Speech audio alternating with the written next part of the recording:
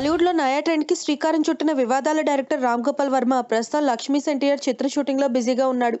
ఈ సినిమా ఎన్టీఆర్ జీవితంలోకి లక్ష్మీ పార్వతి ఎంట్రీ ఇచ్చిన తర్వాత జరిగిన పరిణామాల నేపథ్యంలో తెరకెక్కుతోంది. ఎప్పుడు తన సినిమాలకి వివాదాలతోనే పబ్లిసిటీ తెచ్చుకునే వర్మ మరోసారి అదే ఫార్ములాను వాడుతున్నాడు. ఇప్పుడు లక్ష్మీ ఎన్టీఆర్ చిత్రంలోని వెన్నుపోటు సాంగ్ని విడుదల చేశారు. ఈ సాంగ్ని సోషల్ మీడియా వేదికగా వర్మ విడుదల చేశారు.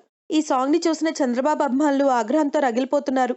పాటలో కల్పిత పాత్రలకు సంబంధించిన ఫోటోలు కాకుండా నేరుగా చంద్రబాబు నాయుడు, ఎన్టీఆర్ కుటుంబ సభ్యుల ఫోటోలను వర్మ వాడేశాడు.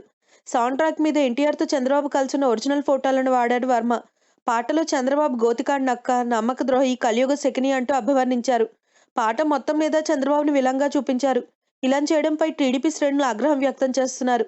సినిమాకి సంబంధించిన కల్పిత పాత్రల దృశ్యాలు వాడకుండా నేరుగా చంద్రబాబు ఫోటోలను వేసి విలన్గా చిత్రీకరించడానికి ఎంత ధైర్యం అని మండిపడుతున్నారు.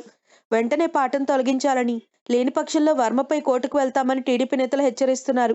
అయితే వర్మ యూట్యూబ్లో పాటను విడుదల చేస్తారు కాబట్టి దానికి సెన్సార్ బోర్డు అనుమతి ఏం అవసరం లేదంటున్నారు. కావాలనే వర్మ బాలకృష్ణ నటిస్తున్న బయోపిక్కి పోటీగా ప్రచారం పొందేందుకు ఇలా చేస్తున్నాడని టీడీపీ నేతలు ఆరోపిస్తున్నారు. చూడాలి టీడీపీ నేతల ఆరోపణలకు వర్మ ఎలా స్పందిస్తాడు. If you like the video, please like us and subscribe Tollywood Nagar.